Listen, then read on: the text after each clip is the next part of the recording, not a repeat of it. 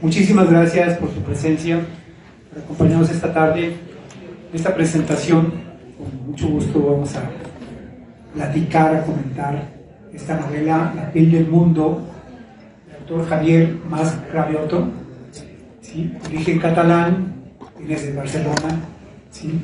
La novela se tradujo y la editó la Universidad, la Universidad Veracruzana, y también vienen desde allá, siempre cada año, a compartirnos todas las ediciones y producciones que hacen, ¿sí? Fabulosas. Pues me tomé la palabra, aquí vamos a estar agradeciendo también a Ernesto Lumbreras, un gran escritor, colega, amigo, ¿sí? Y platicando un poco de la dinámica, a ver si coincidimos. Va a ser, porque yo platicaba con Javier, decía que es muy difícil empezar una novela cuando no puedes relevar, desentramar algunas cosas que pasan dentro de la novela, ¿no? Y arruinarles la lectura. Entonces, y que una presentación de un libro, de un escritor presente, es mucho más saber, más curiosidad de entrar en la cocina del escritor, o sea, cómo fue cocinado esta novela, ¿sí? Qué tan difícil, qué tan fácil, qué pericias, qué pasó durante todo el transcurso, ¿no? Entonces vamos a ir llevando un poco una conversación combinada, ¿sí? Y bueno, hice una pequeñísima introducción. En esta novela hay varios temas que los lectores sentirán en el cuerpo, ahondarán sus mentes y tocarán sus corazones, ¿sí? Temas tan humanos y universales como la culpa, el miedo, la tristeza, el dolor, la angustia, el desamparo, la rabia, el silencio, la violencia, la enfermedad o la muerte, por mencionar algunos que aparecen en la... La novela es filosófica y nos hace reflexionar de cómo somos los humanos, cómo actuamos con los demás, qué tanto callamos y escondemos ante el microcosmos de nuestras propias familias, de nuestra sociedad, pero sobre todo hacia nosotros mismos. No sé, Ernesto, si quieres comentar una introducción. Bueno, buenas tardes. Bienvenido, Francisco, a Guadalajara, a la FIL. Seguramente, Francisco, te habrán comentado... Javier, perdón. Vengo de otra presentación, de 5 presentaciones. Perdón, Javier. Sí, me puse Javier. Te habrán comentado en algún momento los editores de la Universidad Veracruzana, Agustín, Javier, que están publicando en una colección histórica, ¿no?, de la literatura mexicana, fundada esta colección por Sergio Galindo, uno de nuestros novelistas claves de la narrativa mexicana, donde publicaron sus primeros libros, ¿no? García Márquez, ¿no? Las funerales de Mamá Grande, El diario de Lecumberri, de Álvaro Mutis. Entonces, Jorge Ibargüengoitia, Rosario Castellanos, y un largo etcétera. Entonces, esta colección, que ha tenido también ese espíritu, esa curiosidad internacional, pues ha hecho un extraordinario fichaje, ¿no? Javier Mas Cravioto, el apellido Cravioto, un apellido también con resonancias en la literatura mexicana.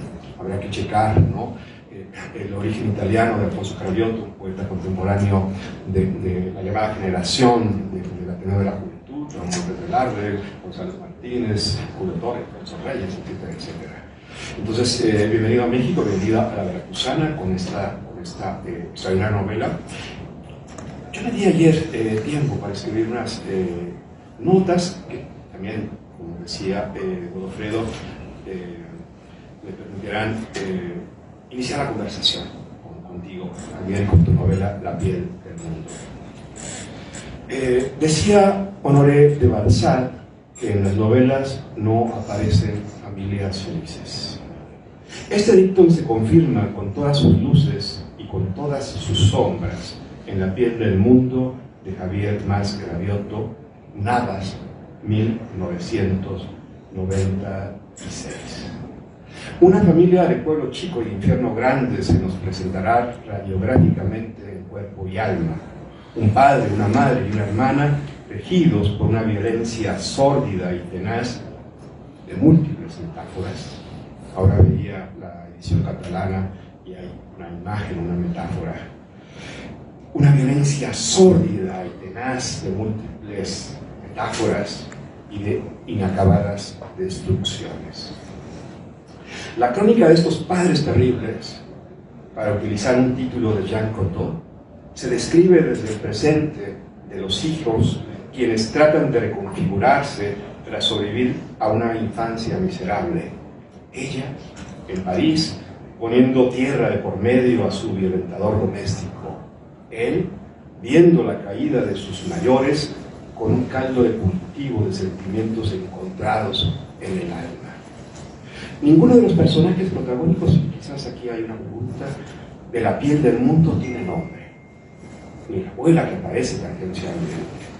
La estructura a manera de tríptico, posiblemente también aquí hay un desdoblamiento a anterior afirmación, la estructura a manera de tríptico dispuesta por Javier Mas Cravioto para esta novela da pie al lector para conocer dos versiones de la misma historia, dos recapitulaciones del pasado doloroso relatado durante la agonía de la madre en un cuarto de hospital. Ambos hermanos, en sus respectivos apartados, reconstruyen el jardín de espinas de su infancia, intentando exorcizar sin éxito los demonios familiares que les arruinaron la vida. Finalmente hay una tercera y final instancia, la base de un triángulo isósceles, una voz que viene de arriba o de muy abajo, como da pie un epígrafe, uno de los múltiples epígrafes del libro, como una revelación Deus ex machina que arroja a los hermanos una verdad ineluctable. Un padre, como salido de una novela de Miguel Delibes, rústico, abusador de su mujer y su hija, borracho, cazador, odiado por sus vecinos, especialmente cruel con el hijo a quien ridiculiza por su falta de virilidad. Una madre, toda pasividad y abnegación, incapaz de mover un dedo en su defensa o en la protección de sus hijos. Me parece que Javier Mas Cravioto, y aquí quizás también hay otra pregunta, Javier, realizó intencionalmente las figuras de los padres a partir de estereotipos un tanto maniqueos para resaltar en abierto contraste la complejidad humana de los hermanos, espíritus a la deriva de la existencia, con problemas para relacionarse, incluso para mantenerse a flote en el día a día. Es aquí, en el recuento de sus días y noches, de sus vigilias, sueños e insomnios, donde entreveo su vinculación con la pasión según G.H. de Clarice Lispector, de donde el autor ha tomado los epígrafes que abren y cierran su libro.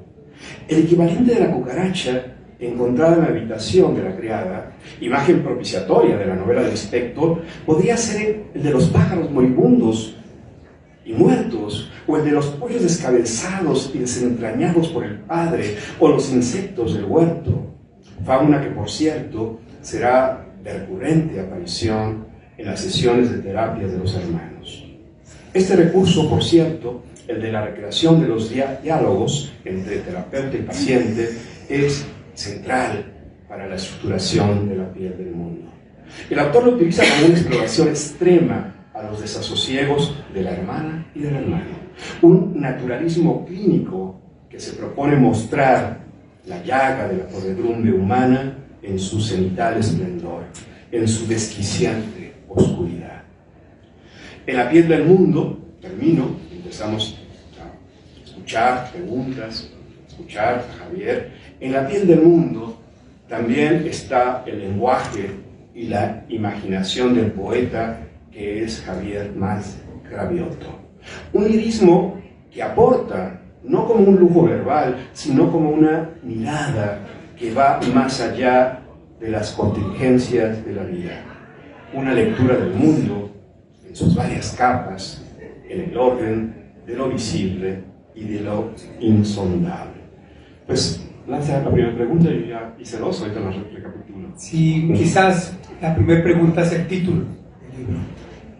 Y bueno, afortunadamente, y también tuviste César, ser tan meticuloso para que al final expliques un poco también algo de eso, ¿no? Hace un apéndice al final con ciertas explicaciones y entre esas el título, ¿no? De cómo llegaste, ¿no? Pero el título me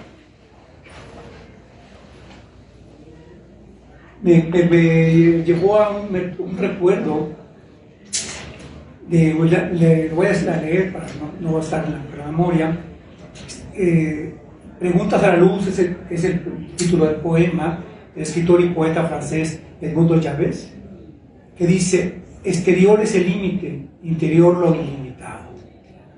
Y es que de mi piel hacia afuera existe un límite, de mi piel a la puerta hay una distancia, ¿no? O de aquí a la esquina hay otra distancia, ¿no? Pero de la piel hacia adentro es ilimitado, ¿sí? Por ahondar en la profundidad de nuestro ser, ¿sí? Nuestro pensamiento, nuestra inteligencia, nuestra memoria, pues es profundo y es todo un cosmos que se abre enormemente, ¿no? Entonces pensé primero en esa particularidad de la piel del mundo, la piel que envuelve, que todos somos dentro de en ese mundo un todo cosmos particulares, ¿no? Seres particulares. ¿Quieres comentar un poco del título? Bien, en primer lugar, buenas tardes a todos. Muchísimas gracias por estar aquí. Muchísimas gracias también por acompañarme con Alfredo y Ernesto.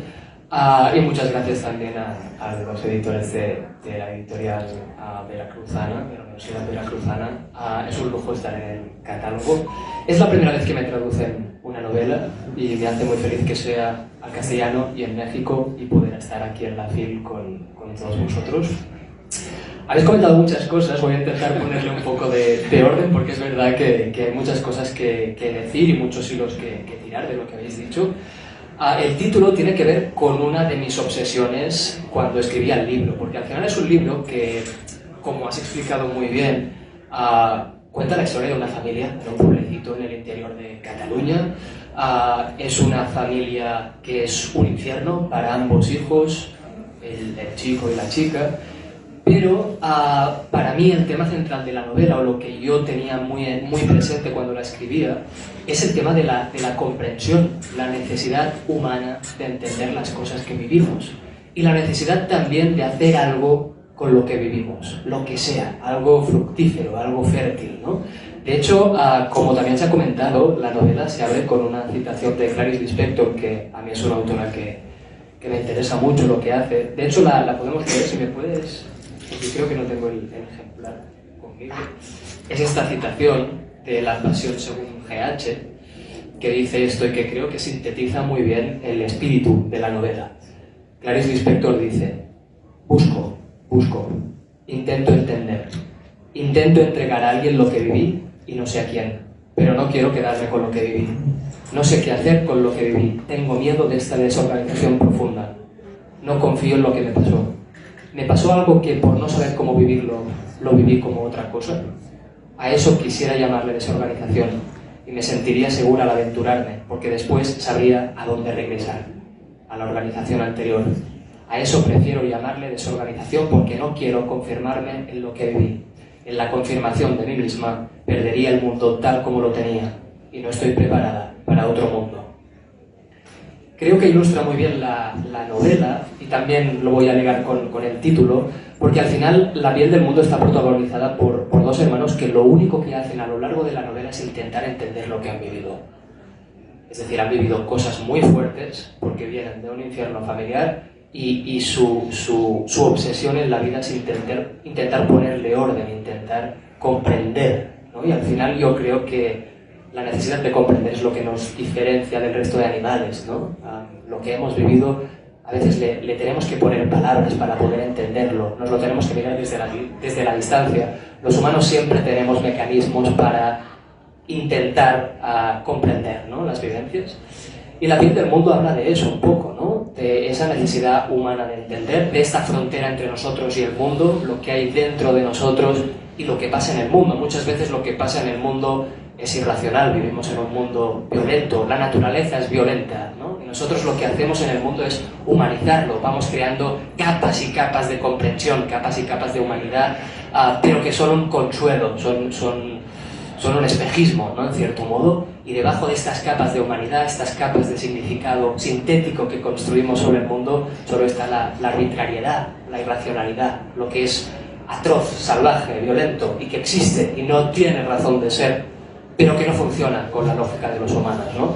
Por eso estos dos hermanos, cuando ven esta instintividad animal que tenemos los humanos dentro de nosotros, no logran comprenderla. ¿Por qué somos capaces de hacer lo que hacemos? ¿Por qué he tenido un padre en mi vida que me ha hecho sufrir tanto? ¿De dónde nace esa pulsión de muerte, de destrucción, ¿no?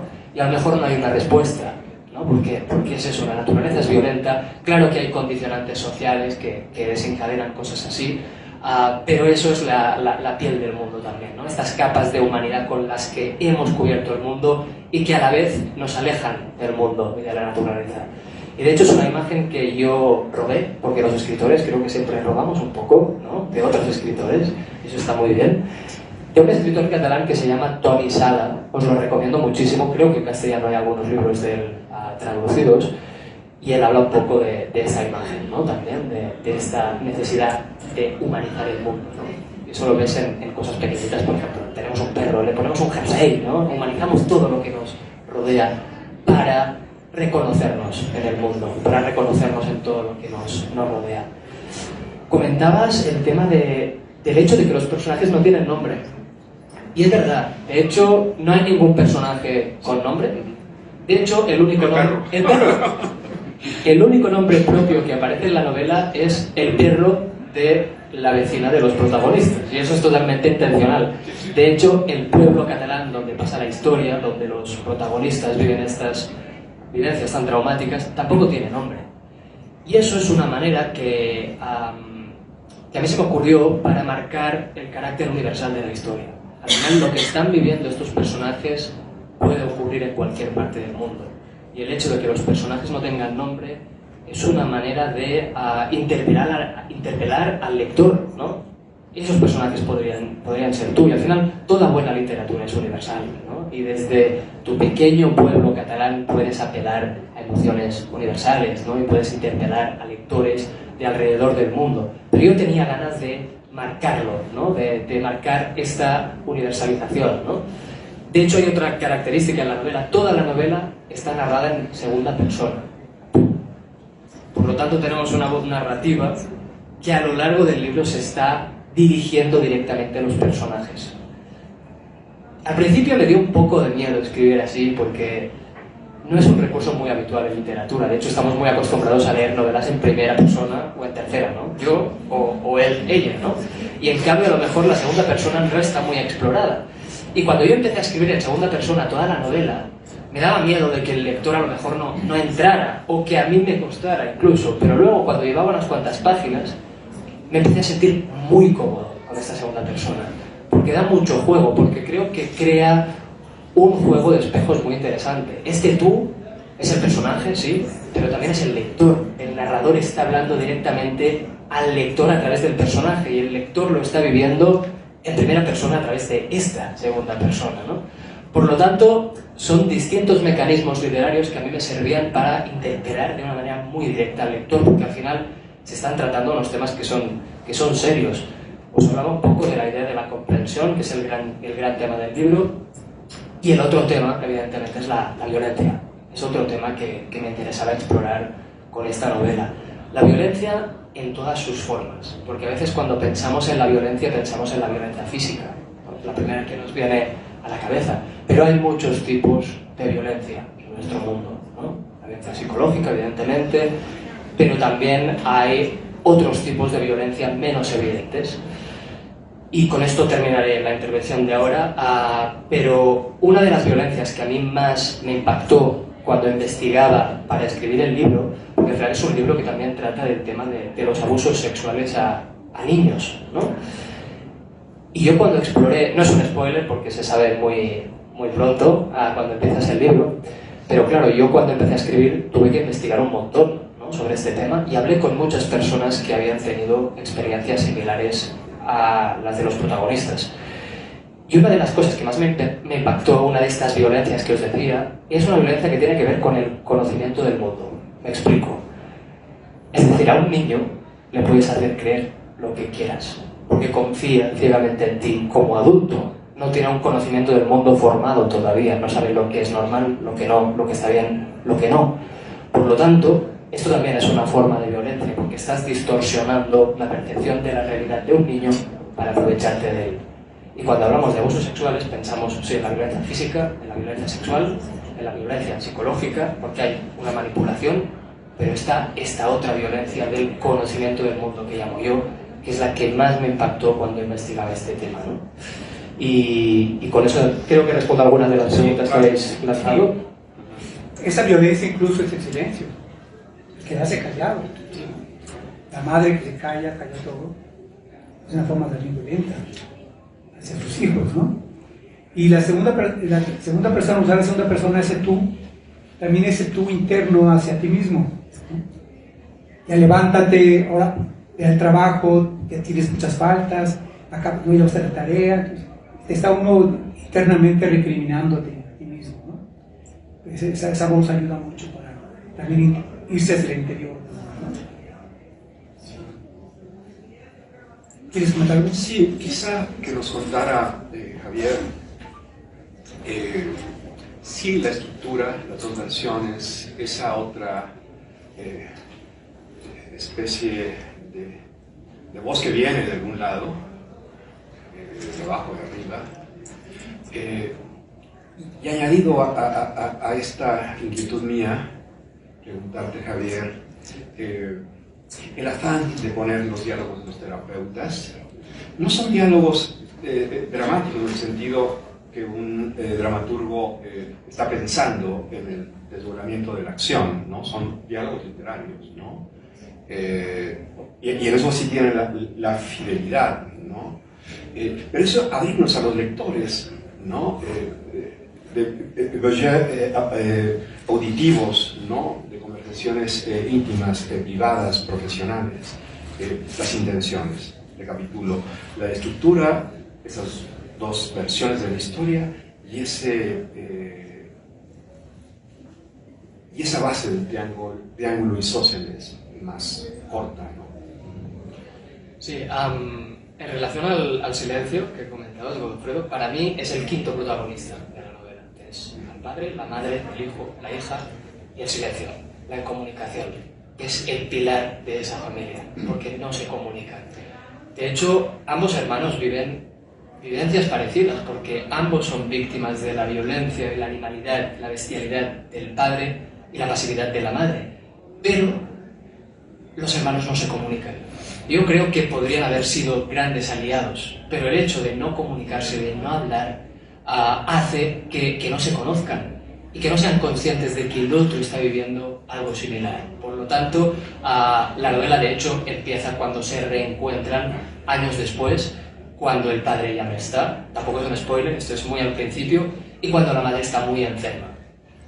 La hija, como ha dicho Ernesto, se fue a París, vuelve porque la madre está enferma y se reencuentra con su hermano muchos años después. Y es ahí, años después, cuando se dan cuenta de que son completos desconocidos y empiezan a revisitar su pasado, ¿no? Y esto tiene que ver con el hecho de las perspectivas de que hablábamos, ¿no? Porque tenemos una primera parte que está focalizada en ella y una segunda parte que está focalizada en él, en el hermano. De hecho, cuando yo escribí la primera versión de la novela, toda la novela era focalizada en la hermana. Y cuando la terminé, me di cuenta de que no era justo, porque él también había vivido lo mismo y él también tenía derecho a tomar la palabra y a contar su versión de los hechos. Entonces decidí borrar la segunda mitad de la novela. La borré, la eliminé de mi ordenador, no existe. Y la reescribí dándole la voz al hermano. Porque yo como escritor tenía muy claro lo que había pasado en esa familia. Pero el lector también tenía que saberlo desde la perspectiva del hermano. Porque al final yo creo que como lector, cuando empiezas a leer la perspectiva de ella, el punto de vista de ella, juzgas al hermano.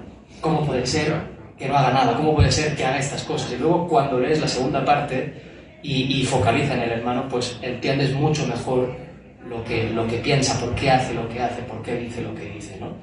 Y al final, así es un poco como vivimos, en cierta manera. Todo es muy fragmentario, porque vemos trozos de la vida de todo el mundo, pero no tenemos la imagen completa de nada. Yo siempre me imagino a la sociedad como un mar con puntitas de iceberg. Solo vemos las puntitas, no sabemos lo que hay bajo el agua, lo que carga la gente, su historia, su pasado, lo que piensan, lo que sienten, ¿no?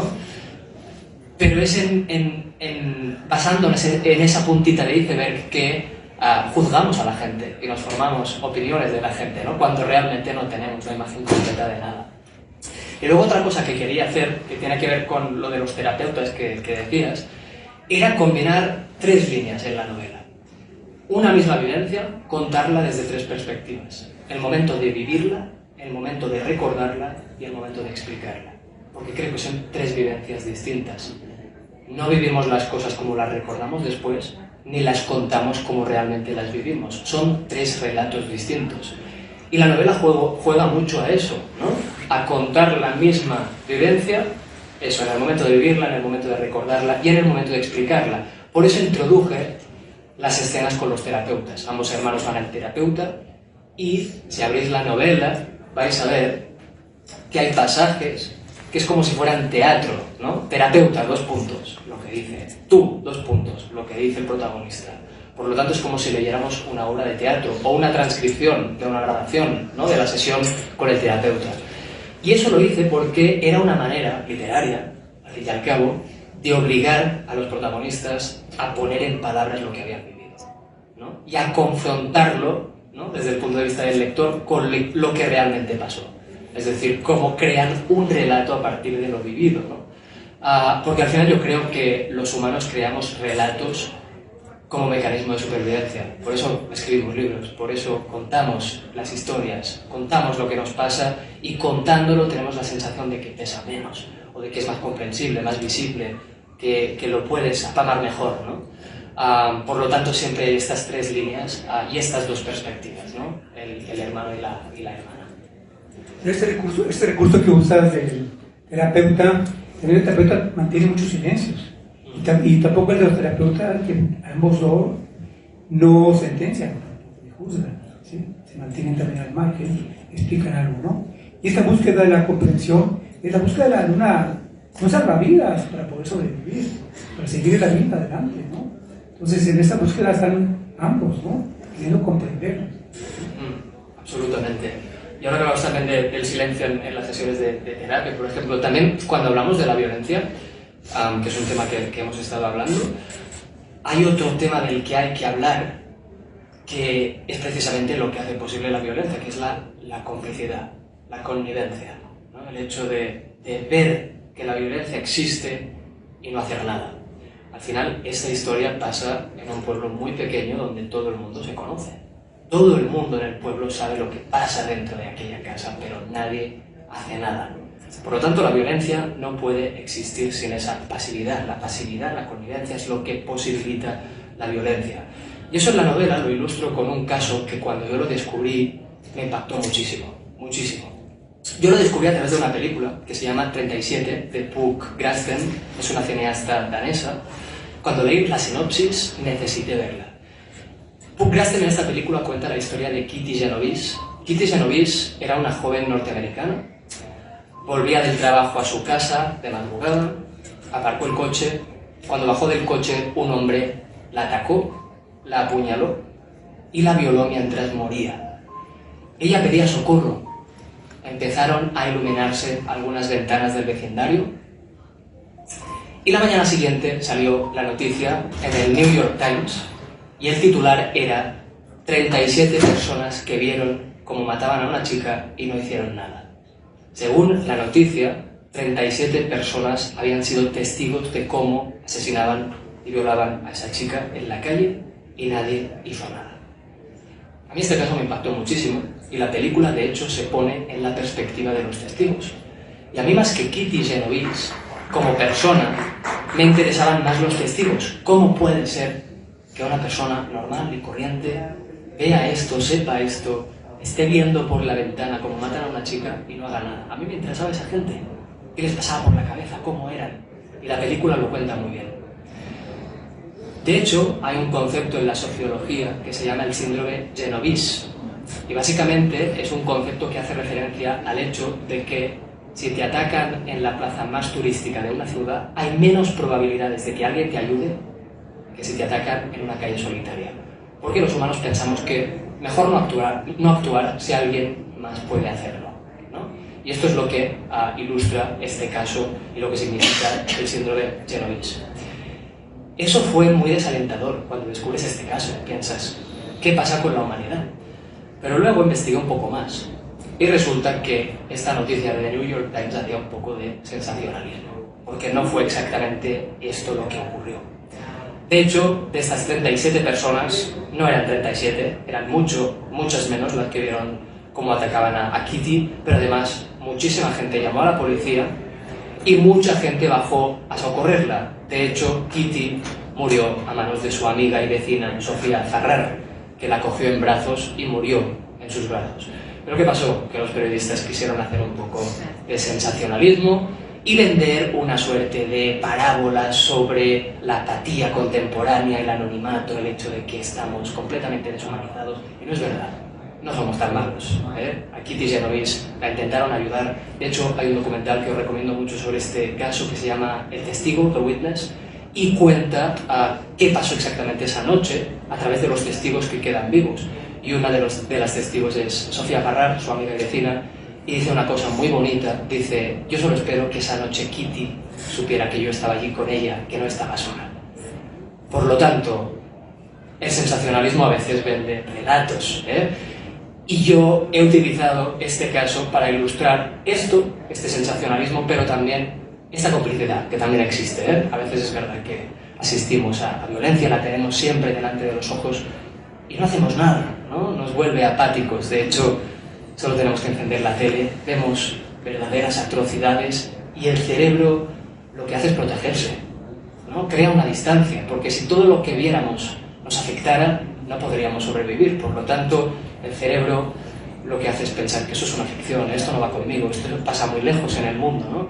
Y poco a poco la violencia se va relativizando, se va alejando de nosotros cuando es una cosa real que está pasando en muchos sitios alrededor del mundo, ¿no?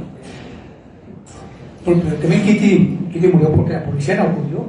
Exacto. De hecho, lo que pasó es que la policía no respondió, no llegó a tiempo. Hubo reportes, pero no llegaron. No llegaron.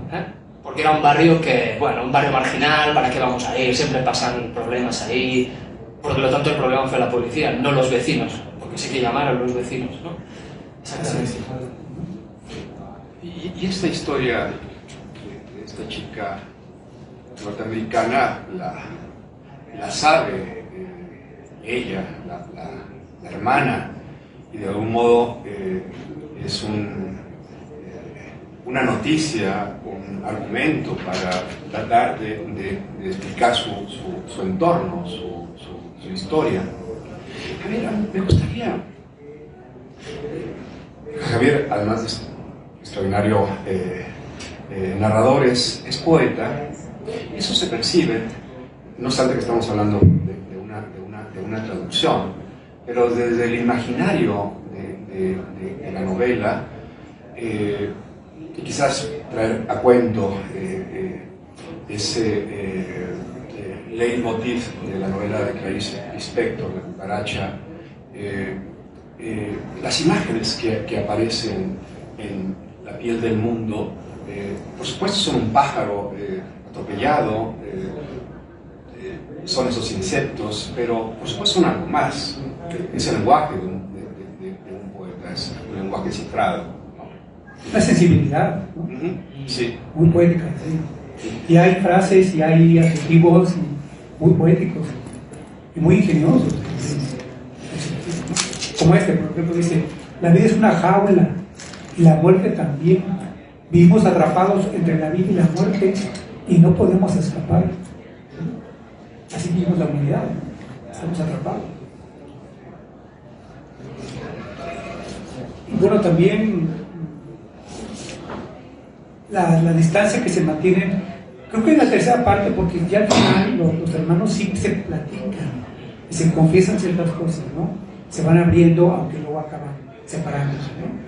Ponen a cada quien a su destino, elegido, ¿no? Ella se va a París y se queda en otra casa de ese pueblo, ¿no? Y se queda ahí. Dejar una esperanza, ¿no? Una esperanza. Y es que bajo la sentencia de Freud, que dice, base es destino, ¿sí? Tu base te marcó, ese es tu destino que vas a vivir muchos años, ¿no? Y para muchos es muy difícil librarse de ese destino. Pero bueno, tú le das esa pauta para que puedan los hermanos. Incluso, mira esta parte, si quieres leerla tú, cuando ella cuando él confiesa algo, el hermano, ella escribía también poesía, empezó a escribir, ella buena lectora, justo trabaja en una editorial en París, tiende a espiarla, ¿no? El hermano, pero cuando no está, entra a su cuarto y descubre esto que le encuentra, ¿no? Se dice así: un día, cuando no estaba, entraste a su cuarto cuidadosamente y viste ese poema inacabado en su escritorio. Sabes que era un poema sin terminar porque el último verso quedó a medias. Era un poema sin rima donde una voz, que seguro era la suya, le hablaba a la muerte. Y lo tituló así: A la muerte. Le hacía preguntas. Era un poema muy bonito, con palabras que dolían y con ideas tan profundas que se te hacía imposible creer que hubieran salido de tu hermana. Algún verso no lo llegaste a entender, pero hubo uno que se te clavó en los ojos. Algún día entenderemos que eres otra forma de existir. Es decir, la muerte como otra forma de existir. Has comentado, Godofredo, el hecho de que... Y eso también era una cosa que yo quería hacer, ¿no? Porque yo cuando hablé con personas que habían vivido experiencias similares, me di cuenta de una cosa, y es que no hay una única manera de vivir algo así. Cada uno lo vive de maneras diferentes. Y quería que ambos hermanos lo vivieran diferente y se defendieran de formas diferentes de la situación. Ella, huyendo, se va a la ciudad más grande que tiene cerca, que es París, creyendo que en una ciudad tan grande el dolor desaparecerá, porque allí no la conoce nadie. Pero se da cuenta cuando llega a París de que tú puedes alejarte de las personas que te han hecho daño, pero la herida que te han creado queda viva en ti y la vas a llevar siempre para arriba y para abajo donde vayas. Por lo tanto, huir no es la manera. Eso es lo que ve cuando se aleja. Y en cambio el hermano decide quedarse, o quizás ni lo decide, ni tan solo se plantea irse porque para él no es una posibilidad, y crea una forma de estancamiento con la madre. Se queda a cuidar de su madre, que ha sido cómplice de toda esa violencia, pero para él casa es el espacio conocido, y a lo mejor fuera de casa todavía puede ser peor, puede ser más peligroso. Son dos formas distintas de protegerse. Quedarse puede ser una manera de protegerse. La inmovilidad, la parálisis puede ser una forma humana de protección, del mismo modo que lo es huir, escapar, ¿no? Y eso sí que tenía muy claro, ¿no? Que ambos reaccionaran de formas distintas a la misma vivencia, ¿no? Porque al final, si algo comparten ambos hermanos es el trauma, ¿no? El hecho de haber vivido cosas muy fuertes. Y para mí un trauma es algo que daña tu identidad, porque no puedes definirte a partir de nada más que no sea lo que has vivido. Y tu identidad queda anulada por completo toda tu vida, en cierto modo, porque eres la persona a la que le ha pasado eso y no vas a ser nunca más en la vida, o eso es lo que creen ellos, ¿no?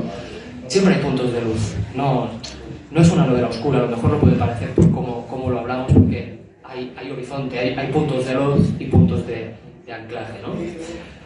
Pero al final estamos hablando de este ámbito que es la familia. A mí la familia me interesa mucho, literalmente.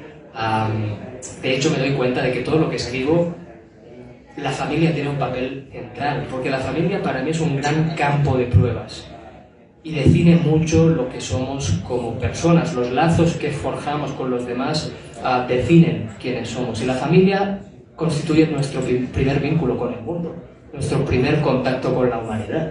Pero además, la familia son aquellos cimientos que definen también lo que seremos. Y si estos cimientos nacen podridos desde el principio, eso te va a marcar la vida, ¿no?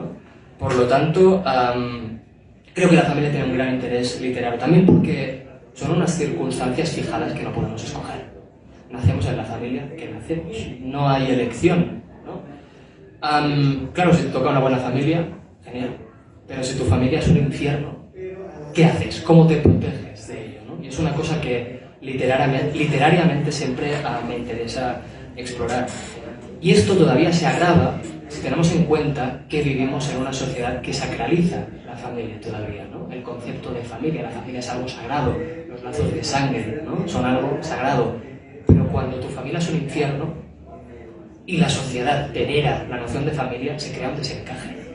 Yo no pertenezco, ¿no?, a ningún sitio. Y hay que pensar que al final se puede odiar a una madre. Una madre puede ser la persona que más daño te hace en el mundo. Se puede odiar a un hijo te puede hacer mucho daño, a ti como padre o a ti como madre, ¿no? Por lo tanto, la idea también es desacralizar un poco esta noción de familia y también poner un poco en relieve la dimensión especular de la familia, el hecho de reflejarnos en nuestros padres, ya sea porque para nosotros son un modelo o por lo contrario, no quiero llegar a parecerme nunca a mi padre o a mi madre, ¿no? Esta cosa de son nuestro punto de referencia desde que somos pequeños. Entonces, para mí la familia es un tema muy importante que está muy ligado con todo lo que estamos hablando. Bueno, tenemos ya muy pocos minutos para finalizar. ¿Tiene alguna pregunta? Adelante, es momento de contestarla. Sí, sí. Bueno,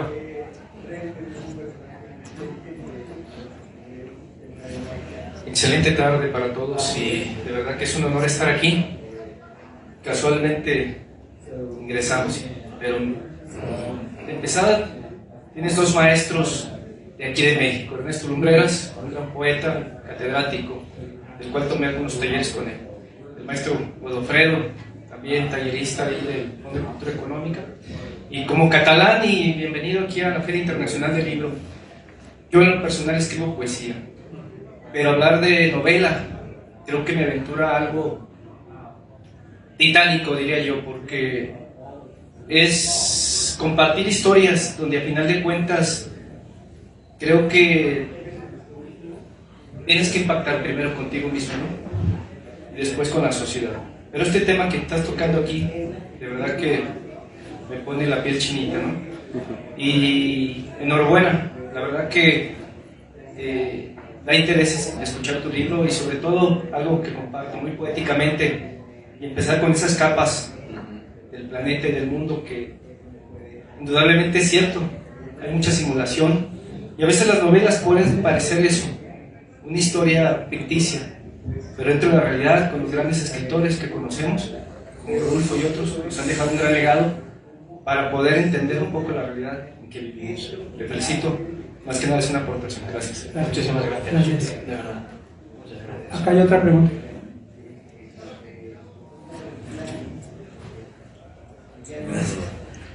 Pues felicidades, Javier, y además pues por esta traducción ahora al español, la internacionalización de primera inicial de tu trabajo, y dijiste muchas cosas muy interesantes que nos permitieron entrar a la cocina efectivamente de tus ideas, y cuando las fuiste desglosando y deshilando, pues sí tenemos como esta sensación todo el tiempo de todo el trabajo que tuviste que hacer para llegar finalmente a este resultado. Felicidades.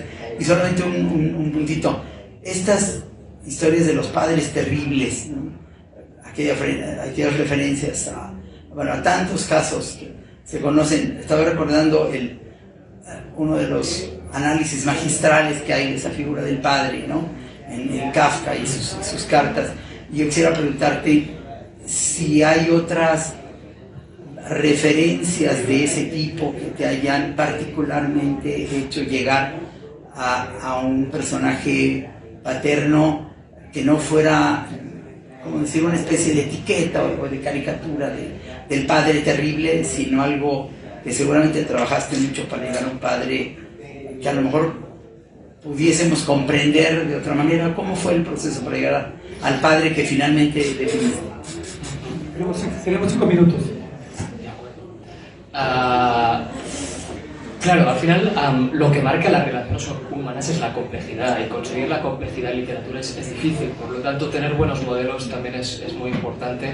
Al final hay un montón de literatura sobre la familia y sobre los lazos de sangre, ¿no? Y todo lo que he leído acerca de la familia a mí me ha servido para escribir mejor sobre la familia, y también cosas que he podido vivir yo o que he visto en películas. Soy muy cinéfilo también, el cine para mí es una gran influencia. Si te tuviera que dar algunos nombres así, de repente me viene a la cabeza una autora catalana, que es una de las autoras más importantes de nuestra literatura, que os recomiendo muchísimo, es Mercè Rodoreda. No sé si os suena el nombre. Tiene novelas importantísimas como La plaza del diamante, La plaza del diamant, o Mirall trencat, Espejo roto, y de hecho Espejo roto narra la historia de una familia adinerada durante el siglo XX en Barcelona, y por lo tanto pasan por la Segunda República, la Guerra Civil, el franquismo, ¿no? Por lo tanto es el auge y la caída de una gran familia barcelonesa, y Rodoreda narra como nadie lo ha hecho la complejidad de las relaciones familiares, ¿no? Y otro referente que siempre tengo mucho en mente cuando escribo es una escritora moldava que es Tatiana Tibuleac. Tiene una novela fantástica que es El verano en que mi madre tuvo los ojos verdes. En este caso es la relación entre una madre y un hijo, y es una novela que me impactó mucho porque me enseñó lo que se puede hacer cuando uno ahonda, ¿no?, en la relación paterno-filial. Creo que lo hace muy bien, aparte de los referentes cinematográficos que irían desde Bergman a un autor turco, un cineasta turco que me gusta mucho, que es Nuri Bilge Ceylan. Es decir, también tengo muchos referentes en el mundo del cine que han tratado el tema de la familia. Sí. Pues muchísimas gracias por su presencia, les agradecemos su atención, y felicidades y gran éxito. Muchísimas gracias.